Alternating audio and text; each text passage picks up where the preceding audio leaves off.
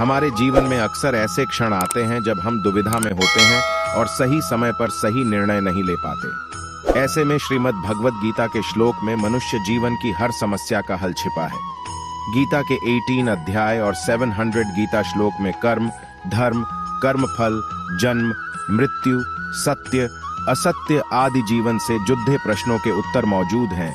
श्रीमद् भागवत गीता, जिसको हम गीता के नाम से जानते हैं, वह 700 श्लोक का एक हिंदू लेख है जो महान युद्ध महाभारत का ही एक हिस्सा है। यह दरअसल महान पांडव राजकुमार अर्जुन और उनको रास्ता दिखाने वाले भगवान श्री कृष्ण के बीच में हुई बातचीत का भाग है। यह संस्कृत भाषा में लिखी गई है, महान लेखक व्यास जी के द्वारा। ऐसा कहा जाता है कि भगवत गीता में हमारी जिंदगी से जुड़े सारे सवालों के जवाब हमें मिल जाते हैं। अगर आपको अपनी जिंदगी में कोई दुख हो या कोई परेशानी हो, या आप किसी ऐसे रास्ते में फंस गए हैं जिसके दो मार्ग और आपको समझ नहीं आ रहा आपको कौन सा रास्ता चुनना चाहिए, तो आप भगवत गीता पढ़ लीजिए। आपको आपकी सारी परेशानियों के जवाब मिल जाएंगे। भगवत गीता का उपदेश सुनते ही या पढ़ते ही आपकी सारी परेशानियां एकदम से हल हो जाएंगी और आप बहुत शांत महसूस करेंगे। कहते हैं गीता को पढ़ लेने से आपके सारे जन्मों के पाप इसी जन्म में खत्म हो जाते हैं। श्रीमद् भागवत गीता का इतिहास कहते हैं कुरुक्षेत्र की पृष्ठभूमि में 5000 साल पहले भगवान श्री कृष्ण ने अर्जुन को उपदेश दिया था, जो श्रीमद् भगवत गीता के रूप में प्रसिद्ध है। भले ही पुराना है, लेकिन यह आज के दौर में भी आपकी सारी परेशानियों के हल आपको दे सकता है। भगवत गीता आपको एक जीने का ऐसा ढंग सिखाती है जो भरोसे और त्याग पर निर्भर होता है। जब तक आपको किसी चीज पर भरोसा नहीं है, आप उसको हासिल नहीं कर सकते, और जब तक आप प्यार नहीं करेंगे तब तक आपको कुछ हासिल नहीं होगा। भरोसे और त्याग से ही आपको सब कुछ हासिल हो सकता है। गीता में श्री कृष्ण ने अर्जुन को यह बता कि वह भगवान विष्णु के अवतार हैं। भगवत गीता में बताया है जीवन का अर्थ क्या है। जीवन का अर्थ जानना है तो पहले खुद से पूछो कि तुम्हारा कर्तव्य क्या है। जो तुम्हारा कर्तव्य है उसे अपने पूरे दिल से निभाओ। और तुम्हारा कर्तव्य एक ऐसी चीज होनी चाहिए जो तुम्हें करना बहुत पसंद हो, तभी तुम खुश रह पाओगे, और जो तुम्हारे आसपास हैं वह भी खुश रह पाएंगे। श्री कृष्ण कहते हैं, मैं ही सबकी शुरुआत हूं। मैं शुरू से भी पहले था और सब खत्म होने के बाद भी रहूंगा। सब मुझ में है और मैं सब में हूं। जो भी तुम देख सकते हो, छू सकते हो, सुन सकते हो या छक सकते हो, वो सब मैं हूं। ये नदियां, पहाड़, सूरज, ग्रहण, चांद, सितारे सब मैंने बनाए हैं। मैंने ही भगवान, राक्षस और शैतान बनाए। मैं सर्वव्यापी हूं। मैं ही ब्रह्मा बन के सब बनाता हूं और रुद्र बन के सब नष्ट कर देता हूं। मैं ये सृष्टि यूं ही बनता और तोड़ता रहूंगा ताकि आत्माओं को मौके मिल सकें जन्म और मृत्यु से मोक्ष पाने को और हमेशा के लिए परमात्मा के साथ रहने को। भगवान कृष्ण ने अर्जुन को संदेश दिया कि आत्मा को कोई जला नहीं सकता, डूबा नहीं सकता और न ही काट सकता है, लेकिन आत्मा को परमात्मा के साथ हमेशा रहने के लिए ये परीक्षा रूपी जीवन में बैठना ही पीडीडी हैगा। इस परीक्षा के लिए परमात्मा से बिछड़ डीडीएच के आत्मा को पृथ्वी पर किसी न किसी रूप में जन्म लेना पड़ता है। 88 करोड़ जूनियों को जीने और भोगने के बाद एक आत्मा को मनुष्य का शरीर और दिमाग मिलता है। हर आत्मा को अपने अंदर के तामसिक और राजसिक अवगुणों से निकल के सात्विक जीवन में प्रवेश करने के मौके मिलते हैं। हमारे तामसिक गुण वो हैं जो हमारे अंदर हीन भावना पैदा करके हमें खुद को उदास और नुकसान पहुंचाते हैं। हमारे राजसिक गुण हमें लालची और ईर्ष्यालु बना के दूसरों के प्रति नुकसान पहुंचा सकते हैं। इस जीवन की परीक्षा में सबको अपने तामसिक और राजसिक गुणों को परित्याग करके अपने सात्विक गुणों से परिचित होना पड़ेगा। सात्विक गुण वो हैं जो आत्मा को अपने आसपास की हर चीज से जोड़ें और उन्हें प्यार करना सिखाएं। धर्म वही है जो धारण किया हुआ है, जिसे आपका दिल मानता है, जैसे झूठ नहीं बोलना, चोरी नहीं करनी, भगवान का निरादर नहीं करना, दूसरों को नुकसान नहीं देना। हर आत्मा को अपने जीवन काल में हर समय धर्म का पालन करना होगा और धर्म की रक्षा करनी होगी। हर मनुष्य के अंदर काम, क्रोध, लोभ, मोह, अहंकार और ईर्ष्या जैसी भावनाएं हमें अपने और दूसरों के प्रति नुकसान पहुंचा सकती हैं। इन भावनाओं को मनुष्य को हमेशा अपने नियंत्रण में रखना होगा, क्योंकि इनके बहाव में किया गया कोई भी काम हमारी जीवन भर की परेशानी का कारण बन सकता है। हमारी इच्छाएं ही मूल कारण है। हमारा पृथ्वी पर वापस आने का इस परीक्षा रूपी जीवन में हर मनुष्य हर समय कुछ इच्छाएं रखता है। कुछ इच्छाएं एक ही जन्म काल में पूरी हो जाती हैं, तो कुछ अधूरी रह जाती हैं और उनको पूरा करने के लिए आत्मा को फिर से पृथ्वी पर आना पड़ता है। अगर हम कोई भी इच्छा न रखें तो हम इस जीवन और मृत्यु से मुक्त हो सकते हैं। तुम खाली हाथ आए थे और तुम खाली हाथ चले जाओगे। परीक्षा का समय खत्म होते ही आत्मा शरीर और अन्य सब वस्तुओं का त्याग कर देती है। जो भी संसार में रहकर बनाया वो अब किसी और का होगा और आत्मा अपने कर्मों के फैसले के लिए चली जाती है। अपने अच्छे कर्मों के लिए आत्मा कुछ समय के लिए स्वर्ग और बुरे कर्मों के लिए नर्क में चली जाती है। हर जन्म में अपने कई जन्मों के हिसाब से हर आत्मा को कभी अच्छे और कभी बुरे हालातों से जाना पड़ता है। लेकिन जब तक आत्मा परमात्मा के साथ योग को नहीं समझ लेती, वो मुक्ति नहीं पा सकती। शिक्षा और ज्ञान उसी को मिलता है जिसमें जिज्ञासा होती है।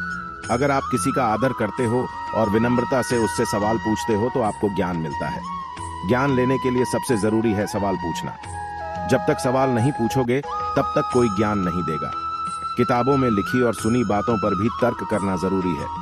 सुख दुख का आना और चले जाना सर्दी गर्मी के आने जाने के समान है। खुशी सबकी चाहिए, लेकिन पता किसी किसी को है कि खुशी पानी कैसे है। भगवत गीता में लिखा है कि न सुख ज्यादा देर टिकता है और न दुख। ये मौसम की तरह बदलते रहते हैं। इन्हें सहना सीखना चाहिए। मनुष्य अपने शरीर, दिमाग या दिल से भगवान को पा सकता है।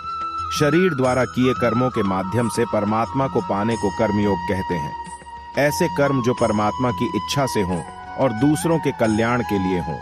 जो हुआ वह अच्छे के लिए हुआ है, जो हो रहा है वह भी अच्छे के लिए ही हो रहा है और जो होगा वह भी अच्छे के लिए ही होगा। इसलिए आप जिस वजह से उदास हैं उसे भूल जाइए। अगर आपका जॉब इंटरव्यू अच्छा नहीं गया या फिर आपकी रिलेशनशिप अच्छी नहीं चल रही तो ये समझिए ऐसा ही होना लिखा है और ये अच्छे के लिए ही है। ये सब कुछ किसी कारण से ही हो रहा है। आपको भविष्य के बारे में चिंता करने की आवश्यकता नहीं है, न ही आपको अतीत पर ध्यान देना चाहिए। आपके पास केवल वर्तमान पर नियंत्रण है, इसलिए इसे पूरी तरह से जिएं। कर्म करो, फल की चिंता मत करो।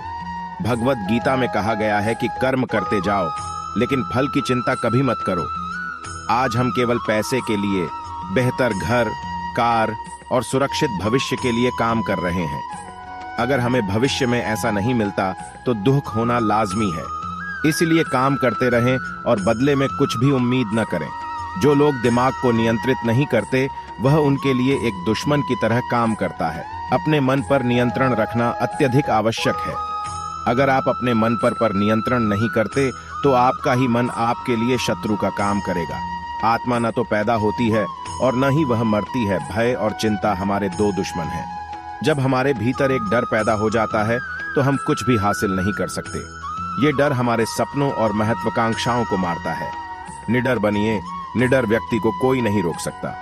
इसी प्रकार मृत्यु का डर भी बेतुका है, क्योंकि आत्माएं मरती नहीं। मनुष्य अपने विश्वास से बनता है। जैसा वह मानता है वैसे ही वह बन जाता है। आपकी जिंदगी में चाहे कैसा भी समय चल रहा है, आपको हमेशा खुद पर विश्वास रखना चाहिए। समय कितना भी बुरा हो, अगर आपको अपने ऊपर विश्वास है तो वो बाधा भी दूर हो जाएगी। जो लोग दिमाग को नियंत्रित नहीं करते वह उनके लिए एक दुश्मन की तरह काम करता है। सबसे ज्यादा कठिन है अपने मन को नियंत्रित करना। ये मन बहुत चंचल है। अगर आपका अपने मन पर नियंत्रण है तो आपका अपने ऊपर नियंत्रण है। अगर आपका खुद का मन नियंत्रण में नहीं होगा तो वो आपके लिए आपके दुश्मन की तरह ही काम करेगा। सदैव संदेह करने वाले व्यक्ति को प्रसन्नता न इस लोक में मिलती है न ही कहीं और। शक ऐसी चीज है जिसकी वजह से कभी भी किसी को खुशी नहीं मिलती। इसलिए कभी भी किसी पर संदेह मत करो। वासना, क्रोध और लोभ नरक के 3 द्वार हैं। प्रेम, सहिष्णुता और निस्वार्थता को अपने जीवन में लाना चाहिए। अपना अनिवार्य कर्तव्य निभाएं, क्योंकि कर्म करना वास्तव में कर्म न करने से बेहतर है। ये मन ही है जो किसी का मित्र और किसी का शत्रु होता है। एक महान व्यक्ति द्वारा जो भी कार्य किया जाता है, आम आदमी उसके नक्शे कदम पर चलता है, और जो भी मानव वह अपने कार्य द्वारा निर्धारित करता है, उन्हें सारी दुनिया अपनाती है। जो पैदा हुआ है उसकी मृत्यु भी निश्चित है, जैसे जो मृत है उनके लिए जन्म। इसलिए जिसे बदल नहीं सकते उसके लिए शोक मत करो। निस्वार्थ सेवा के माध्यम से आप हमेशा फलदायी रहेंगे और अपनी इच्छाओं की पूर्ति पाएंगे। जब ध्यान में महारत हासिल होती है तो मन एक हवा रहित स्थान पर दीपक की लौ की तरह अटूट होता है।